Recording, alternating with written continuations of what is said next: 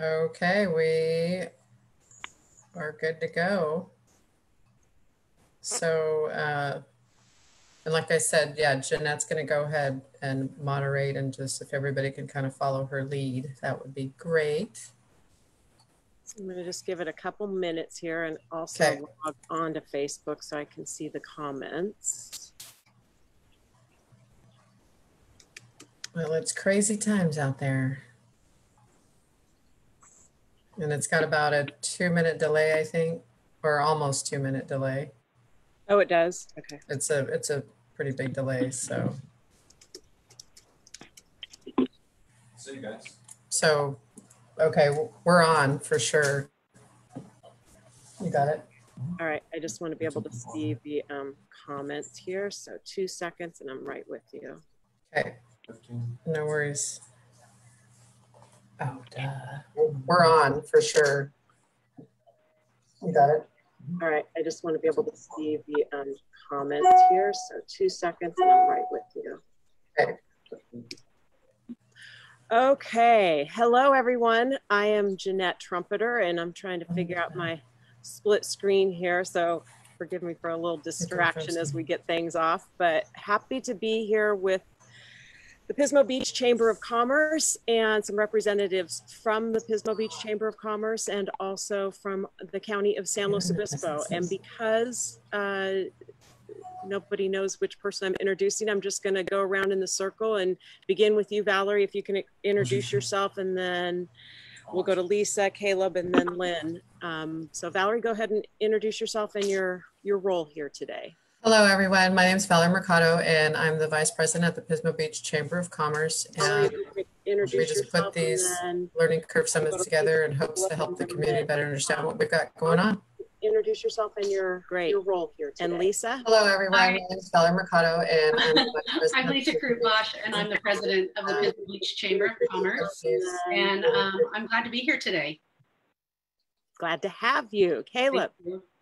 I'm Caleb Mott. I'm the legislative assistant to Supervisor Compton, and thank you guys for having us on. All right, and Lynn looking a lot like a phone today. Lynn, we know you're with us because you've been running around the county, but go ahead and say howdy to everybody. Hi, everybody. It's Lynn Compton here. I will tell you, I hope you can hear me. I'm calling from my cell phone in Nipomo. And if you are not aware, we have a protest going on, and it's all going very peacefully now, but we're in the middle of a protest.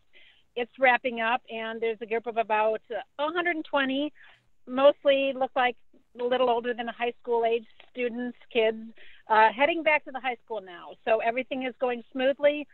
We have a very strong police presence here. We actually outnumber the marchers, and we didn't know what to expect, and the businesses are all prepared, and it is going well. We didn't know what to expect. So I am sneaking out into my car to call into this line and answer any questions you all have today. We appreciate that. Thank you, Lynn, and thank you all for being with us, and thanks to all who are joining to watch us.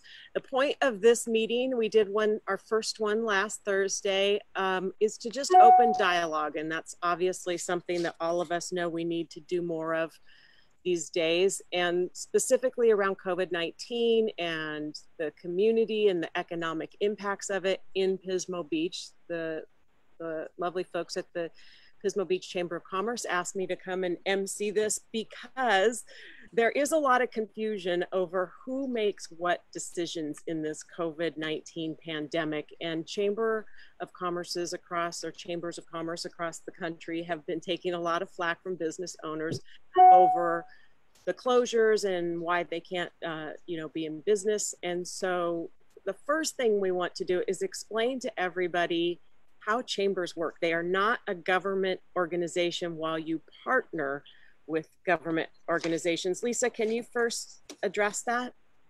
Sure, thank you. So the Chamber of Commerce is exactly what it is. It's a chamber of commerce, and commerce being the local businesses.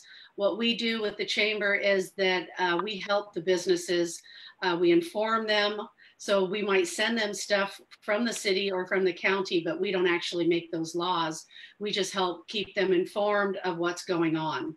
So we help them by fundraisers, mixers, any way we can to help them out with their business. And even as far as just posting maybe what their business is doing, just to get the word out to the public, as much as we can help them. So yeah, being a great hub of resources and educating and continuing to help them and assist them in anything that the business community might need, that's where we come in. We're here to completely support them. And the chambers are supported and funded largely through membership. So any business entity is encouraged to become a member of the Pismo Chamber of Commerce, or whatever your regional Chamber of Commerce is, so that you have people to represent you and to be a go-between you, the business, and your legislative leaders, whether it be city leaders, county leaders, state leaders, etc. So that is where we bring Caleb and Lynn in. And Lynn, I think it's been interesting for me in working with the county a little bit through this COVID-19 process, is just seeing how decisions are made. Everything is different, right? From the very beginning, when a state of emergency is declared, there's a little bit of power that is taken away from even you in your role, correct? Yes, for the most part, all of the power is taken away. So we declared our state of emergency, I want to say, I don't have my notes sitting in front of me, but it was around March 17th, the first one. It was unanimously approved by the Board of Supervisors, so all 5 supervisors approved it.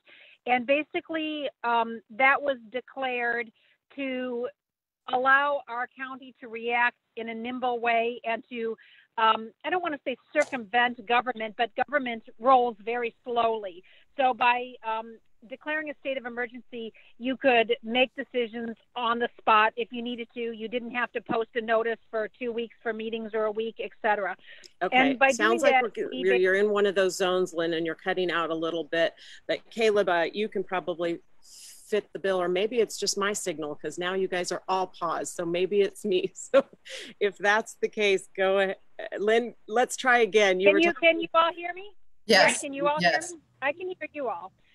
So we declared a state of emergency. Can you hear me? Should I continue? We can hear you. We can hear you. Maybe.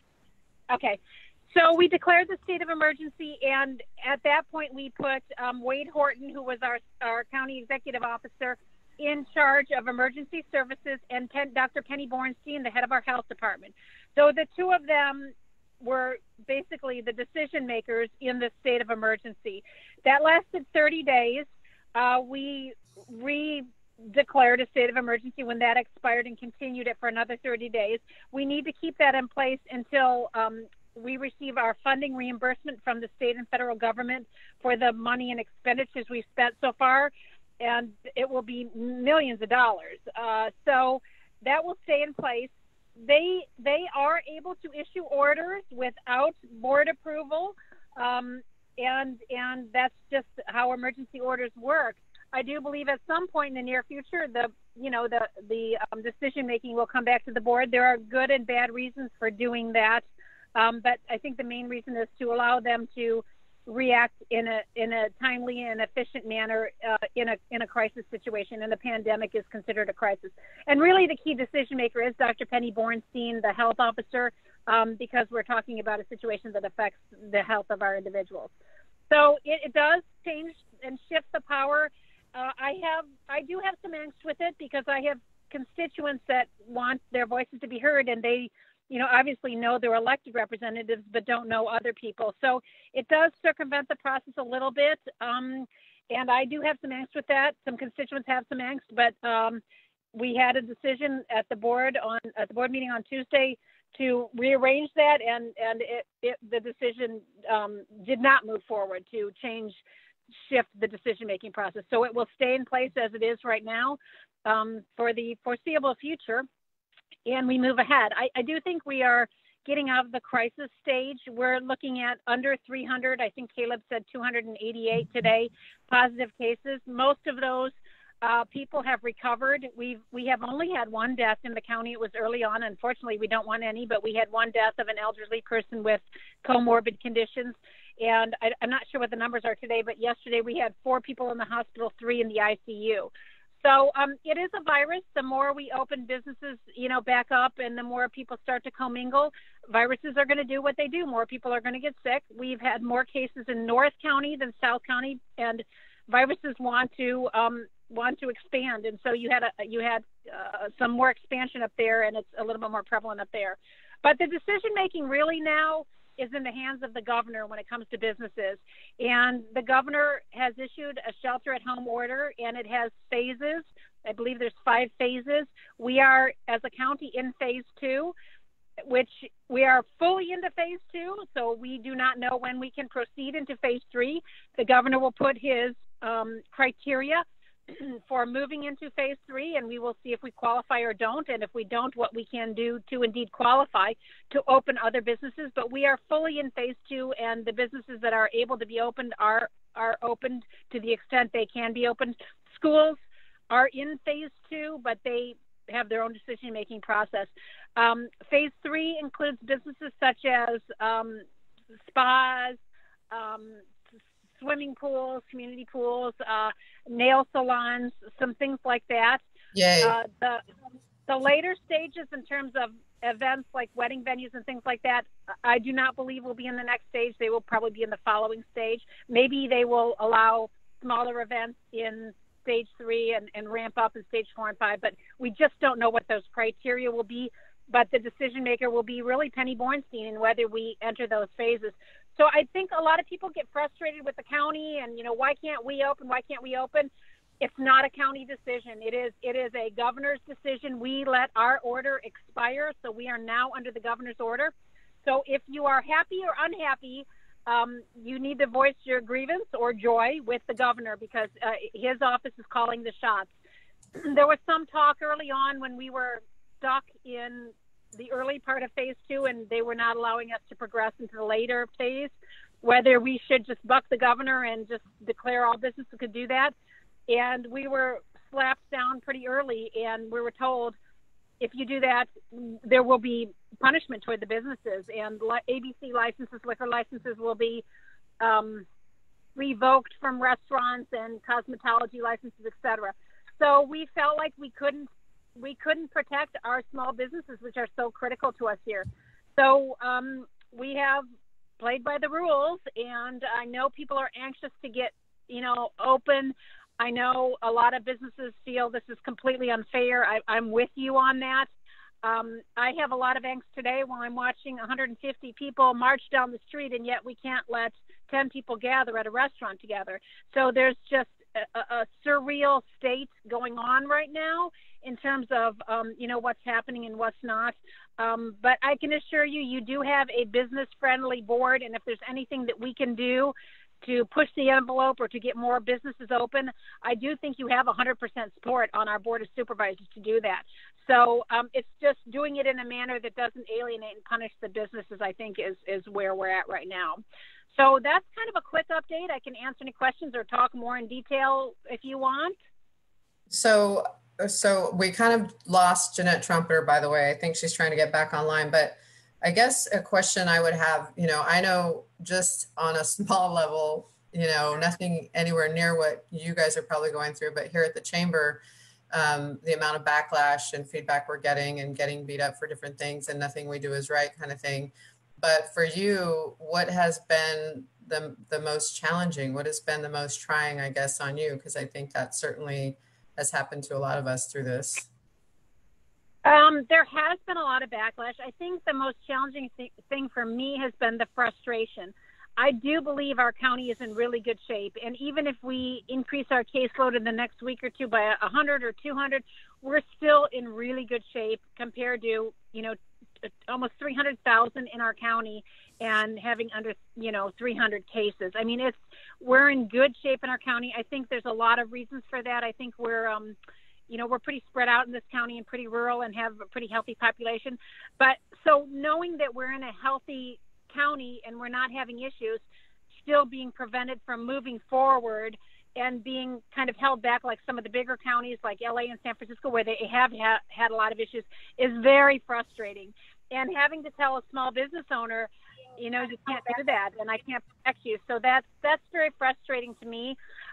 It's been interesting just you know, I mean, my position is a non-political position, but the angst and anger from the right of our population has actually been worse than anything else. And, you know, I think that they feel like not just their business is being shut, but a lot of their constitutional rights are being violated. And, you know, I got to say, I do agree with some of that. But we've seen challenges, court challenges, for example, with some churches that wanted to open, and they've challenged it, and they get shot down when they take it to court and in our court system in California. So I just feel sort of helpless to protect. I mean, I when I ran for office the first time, I ran on the platform of small businesses and protecting them. And I feel like I can't do that. So that's very frustrating for me. And seeing, never did I think in my life I would see where a job working for government was more safe than a small business. You know, people always want to go into small businesses because that's the driving engine of the economy that supplies the money for the public sector. And now it's really a reverse situation, and it's very, very frustrating for me, because without the private sector and small businesses, and most small businesses in California, something like 97% are under 100 people, and they make up 40% of the workforce. So we are really targeting a huge percentage of our workforce. When you add to the fact that we have a tourist economy here and an agricultural economy, those are our top two income generators. Both of those segments are just being decimated. So that's really frustrating seeing that. It's also frustrating seeing Diablo Canyon, you know, not relicensing, looking at, you know, the dunes shut down, which brings in $244 million a year, looking at now the economic crisis with all these businesses. We didn't know whether Cal Poly was going to come back a couple months ago. If that did not happen, that would have been pretty disastrous for us. So I feel like, you know, the county has been very prudent over the years. We have a 5% contingency pocket of money saved, you know, in the event of a crisis and things like that. And I feel like we were in a very good financial position, and now we're looking at a potentially over $50 million deficit, and we go into budget hearings on Monday, and that's frustrating. It's frustrating for me when constituents are reaching out to us and saying, I can't pay my mortgage, I can't pay my lease on my business. I wish I could do more help, and and my hands are tied in a lot of ways. And when I took this job, I wanted to help people. Let me jump in, and I'm sorry if you've addressed this. I had to do a move because I had internet issues on my patio, but did you guys have made major efforts to talk to state leaders to try to open us up earlier? Is that not correct? Well, we actually we were stuck in the first part of stage 2, and to get to the second half of stage 2, which we are in right now, the second half involved opening restaurants and retail facilities for in-restaurant dining. So we were very desperate to get to the second half of stage 2, and the governor put his plan up, and there were certain criteria, and there was one criteria that we did not meet, and it had to do with the number of positive cases per 100 in your population. And we were slightly over that. There were a couple reasons why we were over. Some of it was because the California men's colony numbers were being taken into our total number. And also we were aggressively testing family members. So say a mom came down as COVID positive, we would go in and test the whole family for it, where other counties weren't doing that. So we were just being proactive, but that penalized us in terms of more positives. So that one little criteria got us stuck in the first phase of stage 2, and we wanted to progress to the second stage. So we submitted a letter to the governor for an exception, and they did not accept it. We did a lot of lobbying, and we also have a lobbying firm that we hire. Jordan Cunningham was involved and worked with the state, and there were so many counties that were in the same position we were in. There were about 20 counties. You know, you have CSAC lobbying and the Rural Counties Association. So I think, you know, just by full force of these counties and business organizations too, I know there was a business roundtable that lobbied the governor, and you remember Tesla saying they were going to pull out of the state. I think everybody said this isn't achievable. You know, there are certain counties that are in really good shape, and we should be moving forward, and we're being prevented from doing that. So then the governor came out with an alternate set of criteria, and if you met an either or criteria, you could move forward. And we knew right away we met that. So the minute he posted it was on a Sunday night. By that Monday, we approved it, or it might have been Tuesday at the board meeting, and then we progressed into stage 2, which was maybe 2 weeks ago, and that allowed the restaurants to open and in retail shopping. So we are aggressively doing everything we can, knowing, and we're not doing it at the risk of human lives or at the risk of health. That's our number one goal, but we know we're in good shape here. So we are doing everything we can now to move into stage 3, which opens up other types of businesses. However, the governor has not posted the criteria for stage 3. So we until he posts it, and the minute he does, we will pull it down and say, where are we at? What do we do to move here?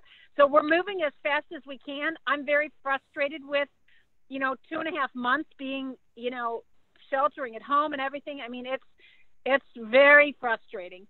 It is, but we are precluded by the governor. and it is a frustrating time. And now we've got, other things happening that are shutting down businesses. If we're talking just from the commerce point of it, these poor businesses finally get to reopen, and then they've been shut down by protests over the last week or so. How it is really a time, though, at least from the small window that I've seen of what you're doing and what the other county actual employees are dealing with, as passionate as businesses are about wanting to reopen, or at least a percentage of them, you're getting equal passion from people who say not too fast, right? I mean, you're getting pressure from all sides. Is that yeah? I mean, I feel like I'm not making anybody happy. That has been a little bit unusual for me and a little bit of a surprise, because when we initiated our first stay-at-home order, which was a day before the governor issued his, when we issued that, the whole reason for doing so was to, we at that point we really didn't know what to expect. We were looking at the numbers from Italy, and we were seeing because when we initiated our can you guys hear me? Mm-hmm. Yeah. Okay, it sounded like it was I was hearing my own voice. So when we initiated it, we thought it would be just a month long, and we thought, we wanted to get the hospitals up to speed. So in the event of a surge, we had the hospital capacity. So we rushed right in. We got the alternate care site up and running. It had the capacity for 900 patients as a step-down facility. And once we did that, we were like, okay, well, let's now we don't need it anymore. And then it was like, no, you're stuck in this vortex and you can't get out of it. And that's what's been probably the most frustrating to me. We needed to slow the curve and flatten the curve. We did that, and we were all ready to, okay, let's move forward. And then we were told, nope, we're not going to move forward now. And you actually had a very high percentage of the population that would say things such as, no, we don't want to open back up until there's a vaccine, or we don't want to open back up until there's a cure, or until there's no disease here. And that's just not at all realistic. And we never said that. So the conversation, once we got into that position, really morphed into, now we're stuck here and how do we get out? And we were stuck based on the state too. And I tell people that was never the original intent. The original intent for the shelter at home order was to flatten the curve, and we did that. After the first month, we did that. So I don't want to say we were tricked by the state, but we did get in this, and then everything sort of changed. And then it became certain counties like LA, they may not open for 6 more months. That's just not how this was originally positioned. So that's been very frustrating. We're in this and get out. What about the alternate care site? Did I just hear you correctly that now we couldn't close that if we wanted to? No, I didn't say that. Okay. We put it in place in the beginning. That was one of the prerequisites from the governor. You have to have a place available for a surge. So the whole community came together with Cal Poly and with a lot of private independent business people in San Luis. It was really a joint partnership. We can accommodate 900 people there. We are not going to close that facility right now. And most of the things we purchased for that in terms of extension cords, things like that. We will keep in case we need to for a future emergency. We do expect 95% reimbursement. I think the last figure I heard was about $5 million. It may have changed since then, but we do expect 95% reimbursement for all COVID-related expenses, and we track it all. Most of that comes from the federal government. Some of that comes from the state government. I want to say it's like 75-20, but I could be a little off on that percentage. But we will keep that open. We will probably close a little bit of it down, especially when Cal Poly comes back, but it will be ready to roll if we need it, and we do have to keep that in case of a surge. So that is one of the requirements. And so, that is something that is something, Lynn, correct, that has allowed us to reopen is we're a fairly small community with 4 relatively small hospitals, and had that not been constructed, we wouldn't be where we are now. Correct. That was one of the requirements to move even out of phase 1 to phase 2. You had to have a facility so that you could handle a surge, and you had to have the hospital capacity, and you had to have whatever your hospital systems were. We have 2 main hospital systems. You had to have the CEOs of both of those hospital systems attest to the fact that in worst case scenario, you have enough beds that you can rely on in the event of a surge. So we had to have Dignity and Tenet both sign off on yes, we have this 900 bed facility. We're ready if there's a surge, and we still could get a surge. Viruses change. I'm sitting here watching people march by my car. Half of them don't have masks on. Really, here we just kind of get everything under control, and now you're all marching in very close quarters, and half of you aren't wearing masks. So.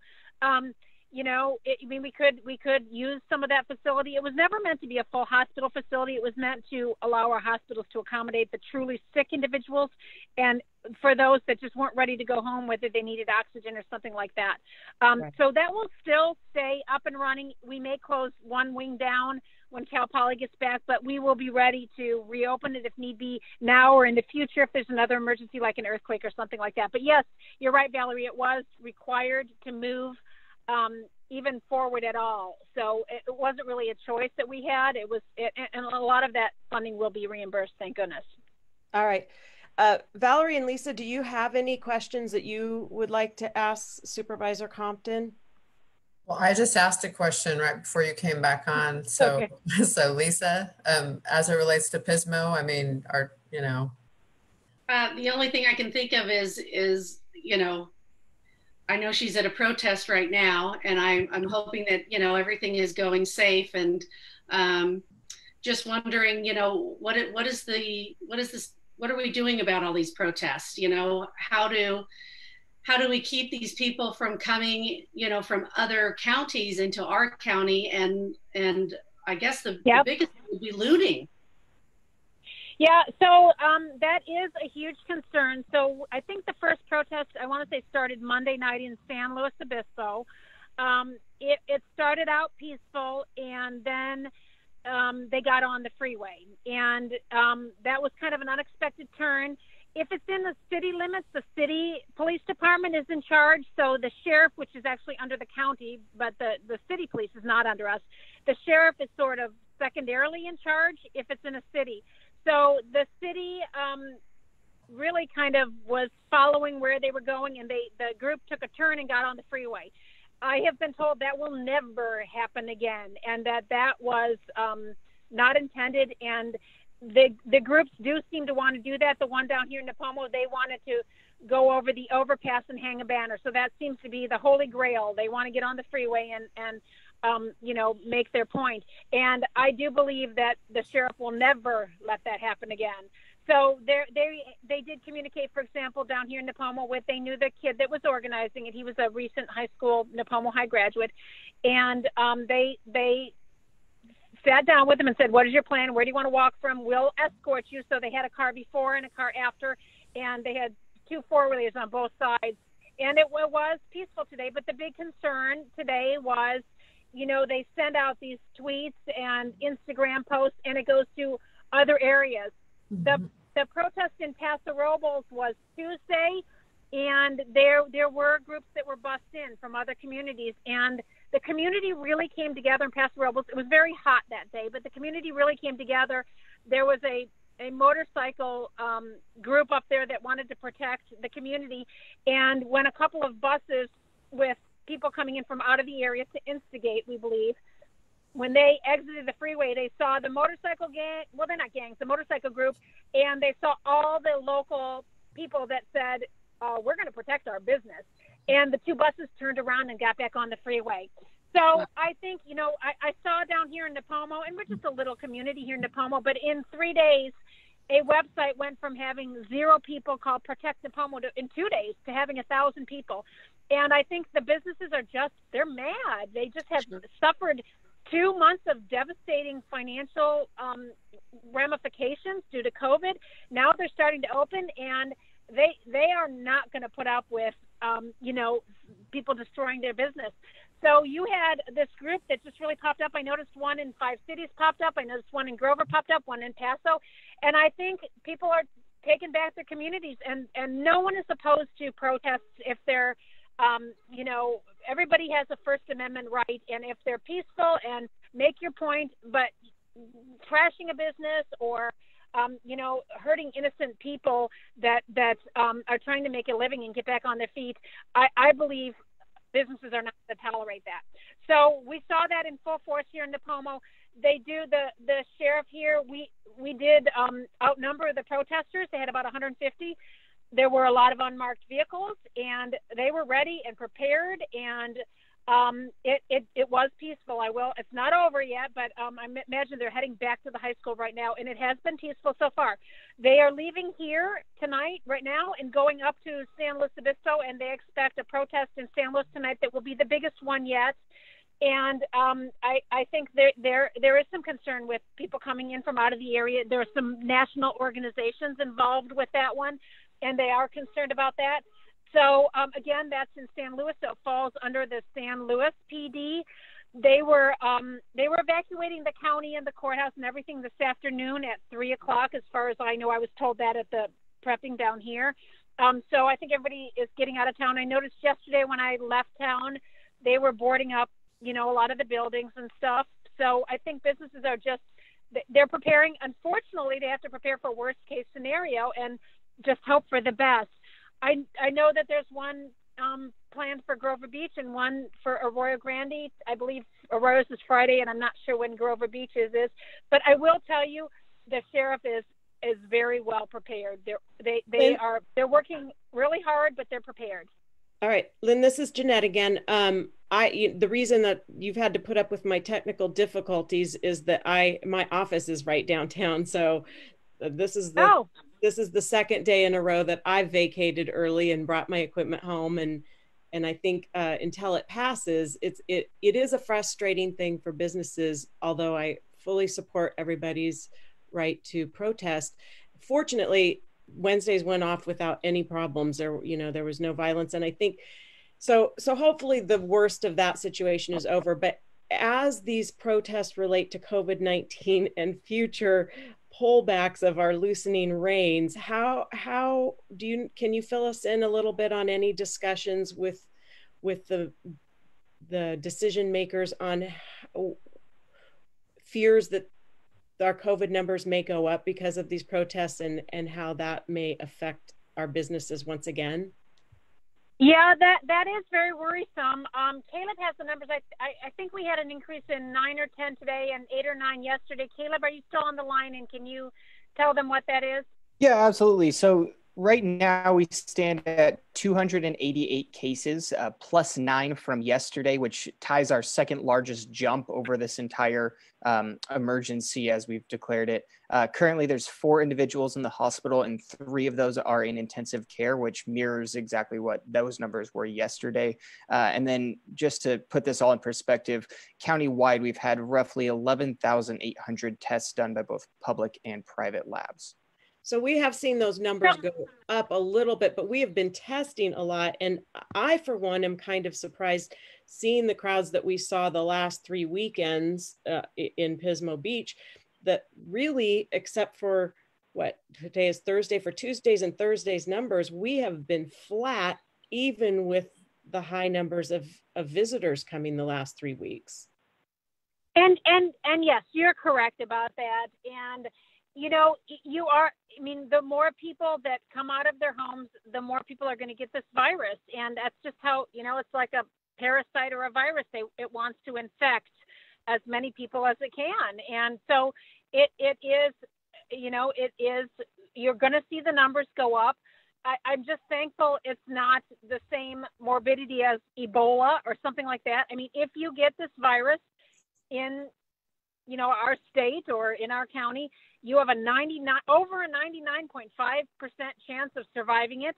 For most adults and children, it is not problematic. But there are populations that we do have to protect, the elderly or those that have, you know, comorbid conditions. Overweight people seem to not fare so well if they contract the virus. So, yeah, I mean, the more numbers that go up, the more people think we should pull back. And my concern has always been for businesses. You can't tell a business that they're going to open a restaurant and then they staff up and put 2 weeks worth of, you know, people on the schedule, and then we shut the business down. You can't do that. Up and down, open, shut, open, shut. So that is concerning. According to our, you know, health experts and Dr. Penny, 1 or 2 days or 3 days is not worrisome to have numbers increase like that. It's trend lines that they look at, and they look at where the outbreaks are. We are testing a lot more. We have mobile testing clinics now in 2 places. There are a lot of people that are asymptomatic out there that are going in and getting tested, and they're finding out that they have it, but they don't have any symptoms. So I don't think it's an indication for 2 days that things are drastically worsening by any means. But you know, there are metrics in the governor's plan that if you hit certain metrics, you do have to pull back a little bit. So I just want us to move forward, but definitely the more you open businesses up, the more, you know, kids are around each other, people are going to catch the virus, and it is a contagious virus just like the flu. So still our county is in great shape. And I will say this to anyone who is watching now or is watching this on a recorded feed. There is that readyslow.org that everybody keeps talking about is really a great resource to find out where we are and what's happening.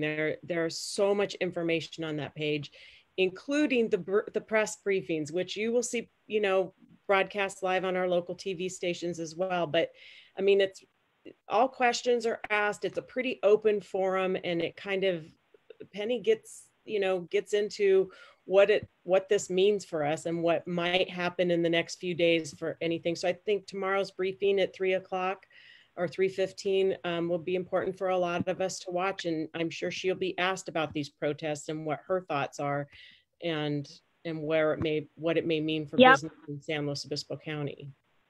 Yes, and so we were doing those press conferences every day at 3:15. Now I believe we've just gone to Monday and Fridays. Right. And I do an update on Facebook. I was doing it every day. I've gone to Monday, Wednesday, and Friday. However, yesterday I didn't get it out because I didn't have any of the numbers or anything in front of me. But I try to do it at least 3 days a week. And you just go to my Facebook. It's not my private Facebook page, but it was my old campaign Facebook page. It's just Google Lynn Compton, and I do update that gives the numbers or any significant changes or things that have gone on for people that can't catch that press conference. But on readyslow.org, you can rewatch it, or if you're on Facebook, if you go to Slow County Health, you can watch it on that too. Rebroadcast. It's about a 30-minute press conference, and usually there's besides Dr. Penny, who usually speaks last, there's someone else like Sheriff Parkinson or Chuck Davidson from Visit Slow talking about the tourism sector. There's usually some other person that is talking about something else currently going on in the county that's, of noteworthy discussion topics to address the group about. But you can go to that. You can also go to readyslow.org to look at the numbers and things like that. I believe there's a link to the governor's plan. There's also, right when you go to that site, it pops up and says COVID statistics, or do you want information on reopening? So if you are a business that is not reopened yet, or you are reopened or preparing to reopen, it will give you links to what the requirements are for your type of business. So if you are a restaurant, what do you need to post on the front of your business? What types of sanitary protocols do you need to use? So there's a lot of useful things under the reopen tab, or just the regular, if you just want hard numbers or to watch the press conferences, you can do it that way too. So that's how we're trying to update people. We're not having a board meeting every week, so that's not real reliable for the updates, but readyslow.org is probably a more reliable source than anything for that. Okay, and one last We've been trying to push a lot of those resources out, including your updates, Lynn. I'm sure you've seen me share a lot of your updates, so thanks for that. Thank you. Okay, great. If anyone has questions, folks who are watching, and you want to post it to the feed right now, I do have it up and I can pass that on. I know, Mike, you had a valid point that I think Lynn just addressed, that as much advance notice as possible for businesses, especially those who have to schedule the entertainment, because they're booking things, and then all of a sudden, if they get, like you said, Lynn, 2 weeks later, this isn't going to happen. It's tough to make any sort of plans. Unfortunately, this is something that is fluid and changes. And like I said, with the protests, who knows? We sure have had an impressive run as far as our numbers in this county. I think it's been amazing how it's managed to level out. Do you have anything you want to add, Lynn, before we kind of wrap this up? Yeah, I would just say to the last comment or question, yeah, that is very frustrating. And we have an industry that is built on, tourism and destination weddings and wedding venues and things like that here. And so we have a lot of people clamoring for answers. And, can I book, they book weddings 6 months in advance. Can I book a wedding here, in 6 months, and how many people? And unfortunately, we don't have answers for those people. And so that's just really frustrating because, like I said, we are not under the county's plan. We are under the governor's plan. So, I just hate to tell businesses, do it, but you're in peril if you do it because you might have to cancel it, and it's just a very frustrating position to be in. I've never had to tell people, I don't know, so many times in the last 3 months that it's unbelievable. So I share your frustration. I do want to end on a little bit of a positive note. I do think I see the light at the end of the tunnel for this. If you would have asked me a month ago, I was very discouraged. I do think we're opening some things up. We can't continue like this. Our unemployment rate is very high. The county, we start our budget process on Monday, and we're looking at over $50 million deficit that we have to make up. And that's going to come out of services to individuals in the community. That's going to come. We're going to have to make drastic cuts. Where are we going to make them? Do we make them to roads? Do we make them to salaries? Do we make them to our sheriff, our DA, to our homeless? Where do we make these cuts? There are no good choices.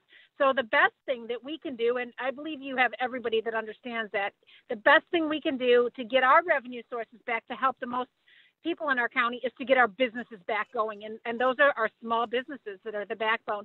So we're trying as hard as we can. I know that's not a sufficient answer when we're not accomplishing those goals as quickly as many people, including myself, wish. But I can assure you, you have a business-friendly board of supervisors that wants us to open without, throwing safety and caution to the wind. But we want to do it in a safe manner as soon as possible. So I do know everybody on the board feels that way. So we are working for you, and we're trying to navigate this, but I do see a light at the end of the tunnel. Okay, I lied. I said that was my last question. I have two more. One is, there's a couple questions online. Are we going to address those too, Jeanette? I am not seeing. So I've got a question from Mike Frey. I've got a question. I got Mike's in. Angel Valenzuela, I think, had something. Oh, does the county or people who have insight believe that herd immunity might affect how our county proceeds? I think if we get herd immunity, we're golden, right? Well, so that's been, very controversial, because what herd immunity is, if people aren't familiar with that term, it's actually a term from animal science and veterinary medicine. And when you have a disease that gets into a herd of animals, if there's no vaccine, there is usually a tipping point where when something like 50% of the population gets it, then they have self-immunized. And it was, if any of you are as old as me, you'll remember the time when we were all growing up and our parents you know, would take us to our neighbor's house to get the chicken pox, you know, in a controlled substance type of way. And it was before vaccines. And the thought with the herd immunity is if we don't have a vaccine, and we may not ever have a vaccine, you know, there are certain viruses, HIV, the flu, that we don't have efficient vaccines for. So the thought is, if you get to herd immunity, then you kind of have self-immunized. Just a second, you guys leaving? Yes, thank you so much. Good luck tonight in San Luis. I'm praying for you. Hope everything goes well. Thank you so much. So the thought is, when you get to herd immunity, which means over 50%, then, you know, you have a community that's on the safe side. And there's no precise number. Is it 60? Is it 70? What percent is that? The epidemiologists all say 50%. Well, if you say that with us right now, you know, you need 150,000 people that have contracted the virus in our county. We're only at 300 now. So we have a long way to go to herd immunity. And we can make that a slow process by sheltering at home and limiting people, you know, from being around other people, or you can just expose everybody at once and get it over with, which most people believe that would overwhelm the hospital. So there is a push and pull with the herd immunity concept without a vaccine. For sure. And there's not just two sides to this, there's all sides to this. There's so many facets of thought and input on this. And I guess when I said I had two questions, one is just a thought, and that is to everyone, and it's the reason why this started last week, is to slow our roll a little bit in how we communicate our concerns, comments, questions to our leaders. I can tell you, in the brief exposure I've had to some of the meetings that have gone on within the county and city, is that nobody is taking this lightly, and everybody, I believe, is genuinely trying to make the right decisions. We all have to go back to remember the coverage we watched of New York and how scared everyone was that this coming plague was coming our way. And so decisions were made, and now it is, where do we go from here, and where can we go from here if our hands are tied by the state? So I know that everybody has been open to comments and questions, but I also know there has been some very rude and angry comments, and that's understandable given the situation that we've all been living with. And that is I've experienced to everyone, is our resources have been cut, our financial resources, but that doesn't mean that we need to become an unkind community. And in this community, I've always felt like it was pretty nice that if even people disagreed, they could still go out and have a beer after work or something and talk it out. And I sure hope that that can continue post-COVID, or even resume more so, given what we've all just lived with the last week. So that's my little 2 cents worth. And then the other question that I had has seemed to leave my consciousness. So any parting thoughts from the panel here?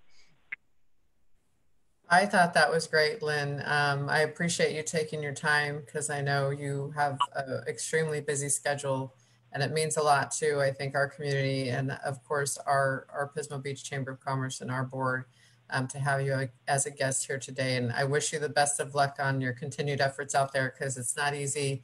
And I can only imagine what you're dealing with on a daily basis. Here at the Chamber, we get a little piece of that, but nothing near what you do. So thank you again for all your efforts and everything you do.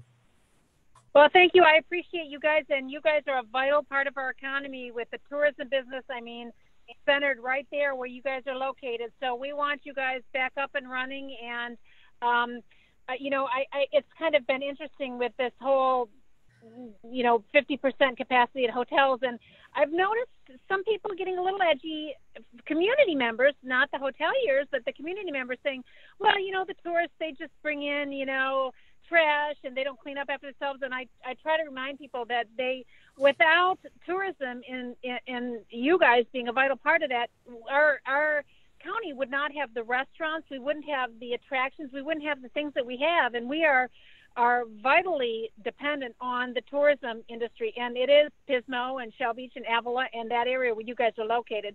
So you guys are very important to the county and the TOT and the tax and the revenue that comes in, and also just sustaining the community that we live in. I mean, even when the tourists are gone, what the businesses have done through the summer months keeps those restaurants around for us to enjoy during the year. So we appreciate you. And speaking of that, when you're talking about that deficit, Lynn, that the county is going to have to deal with, and you mentioned some reimbursement from the federal, will some of that come back to us, or are we talking 50? I think the number you said is 50 million. Is that all just that we're going to have to make up for, or can we get some of that reimbursed? We can get the reimbursement from the expenses, such as setting up the alternate care site and things like that, but we do not get reimbursement from the revenue that was lost at the county. So for the sales tax that was lost in the state that doesn't come back to us, from the hotel sales tax. So they will not make that up. The TOT, yeah, that will not be made up by the state. So we will get reimbursement for some expenditures, but not for revenue that was lost. And that the biggest share of that is revenue that was lost. Well, there you go. That's where we will love our tourists, when they come back and help us make that up in the coming months and maybe even years. It may take a little bit to jump out of this, but I will say there's pent up demand to come and enjoy our beautiful area. So hopefully, as it becomes safer for everybody to do that, we'll see that, and we'll all have a recovery that's quicker than what's forecast by anybody. But Lynn, thank you for joining us. I know you're having a busy time, and thank you all for inviting me to be part of this. Thank you, Valerie, Jeanette. Thank you. Thank you so much. Thank you so much, Caleb. Thank you, Caleb. Thank you. Guys. All right. I'm going to let the president of the chamber wrap this up. You have any final thoughts there, Lisa? Final thoughts is I couldn't be prouder to be part of Pismo Beach, and how nice of Lynn Compton, who is out at a protest, to get in her car to be on our Zoom for today. So thank you so much. And you, Jeanette Trompeter, for being our person to keep us all going on and ask your wonderful questions. And thank you so much for your time. Thank you. We appreciate your support. Well, I love this community, as you know, and when I say that, I mean not just the community we live in, but the people that we live in. And Lynn's a perfect example, and I truly believe this about all of our supervisors, and our county leaders. They're very accessible, and we are so lucky to have that in this community. It's not like that everywhere. So be kind, everybody. Yes, be kind, for sure. Be kind. We're trying. We're not perfect. Right. We're trying. Nah, you're darn close. So enjoy the evening. Thank you for joining us. Thank you, everybody. Thank you. Thank you. Bye. Till next time. Chamber of Pismo to see if Pismo Chamber to see if these happen anymore. You got it. They will be. Thank you.